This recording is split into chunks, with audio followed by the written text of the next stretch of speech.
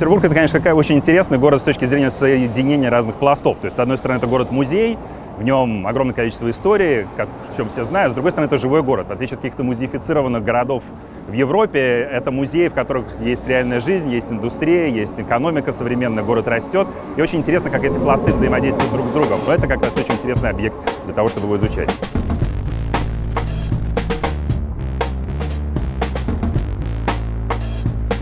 Переизобрести себя. Такая задача стоит перед студентами в рамках курса «Город как текст».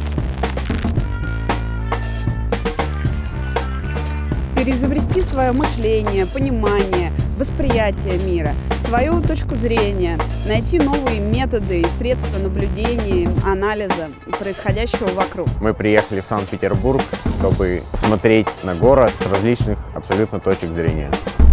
Каждый день они представляют какой-то свой интеллектуальный продукт на суд своих коллег. Необходимо отойти от обывательской позиции и посмотреть, выйти за этот фокус, встать на позицию академика.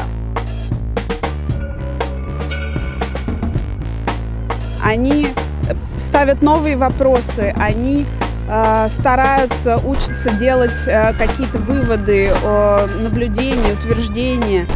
I have to lead it. I have to ask the questions why and how they actually reached it, or actually drew to a thesis or maybe just a hypothesis anyway. Они не привыкли смотреть на улицу как на эстетический объект. Они смотрят на него функционально, как правило. Здесь есть функциональность, естественно, и многие из наших заданий связаны с функциональностью, с тем, как работает, я не знаю, торговля вокруг станции метро. Но с другой стороны, есть вот этот стилевой эстетический пласт, который надо принимать во внимание.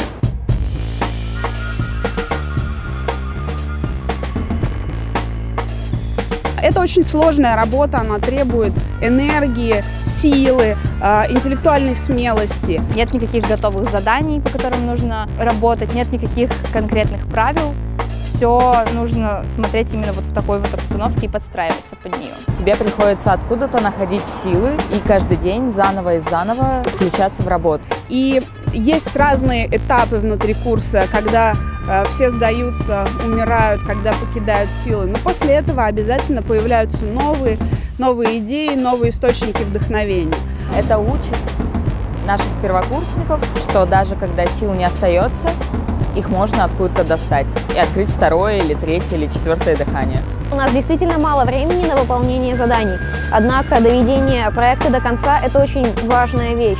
Нам необходимо научиться работать в режиме дедлайна. В этом смысле «Город как текст» действительно полезный курс, в котором мы учимся работать в экстремальных условиях. Этот курс не оставляет никого прежним, и в этом смысле так или иначе, рано или поздно справляется с задачей переизобретения себя.